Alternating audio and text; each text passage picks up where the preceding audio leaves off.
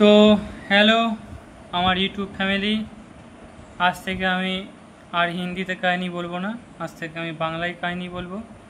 তো চলো কাহিনী শুরু করা যাক। তো কাহিনীর নাম হচ্ছে গল্পের নাম হচ্ছে লোভের ফল।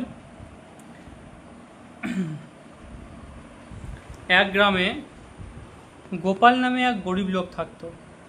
তার ছিল না ভালো ঘর, না টাকা পয়সা। একদিন সে জঙ্গলের মধ্যে হাঁটছিল, হঠাৎ একটা জাদুর মুরগি তার সামনে এসে পড়ল। মুরগিটি বলল, আমি সাধারণ মুরগি নই, যদি তুমি আমাকে প্রতিদিন এক মুঠো চাল খাওয়াও, আমি তোমাকে প্রতিদিন একটি করে সোনার ডিম দেবো। গোপাল তো অবাক হয়ে গেল। সঙ্গে সঙ্গে সে মুরগিটিকে নিয়ে বাড়ি চলে এলো। পরের দিন থেকে সে প্রতিদিন এক মুঠো চাল দিত। আর মুরগি সত্যি সত্যি প্রতিদিন একটি করে সোনার ডিম দিত।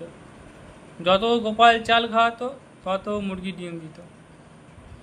কিন্তু ধনী হওয়ার পর তার মনে লোভ জন্মালো। কী হলো? যখন সে ধনী হয়ে গেল, তার মনে অহংকার এলো, লোভ এলো। কী লোভ এলো দেখা যাক। সে ভাবলো, যদি এই মুরগি প্রতিদিন একটা সোনার ডিম দিতে পারে, তাহলে নিশ্চয়ই এর পেটের ভেতরে অনেক সোনার ডিম আছে। কি বোকা! যদি আমি এখনই এটাকে কেটে ফেলি, তাহলে সব ডিম একসঙ্গে পেয়ে যাব। নাও, মুরগি কাটলে মুরগির ভেতরে ডিম নেবে। তো গোপাল তো লোভে অন্ধ হয়ে গেল। তো গোপাল কী করলো? মুরগিটাকে মেরে ফেললো। কিন্তু মুরগির পেট কাটার পর দেখতে পেল সেখানে একটাও ডিমও নাই, সব শেষ। সোনা নেই, মুরগিও নেই। গোপাল কাঁদতে কাঁদতে বলল, আমার লোভই আমার সর্বনাশ করলো। সে আবার সেই পুরনো গরিব গোপাল হয়ে গেল। এখান থেকে কি শিক্ষা পাওয়া যায়? এখান থেকে শিক্ষা পাওয়া যায়, লোভ করলে সর্বনাশ হয়। যেটুকু আছে সেটাতে সন্তুষ্ট থাকাই বুদ্ধিমানের কাজ। তো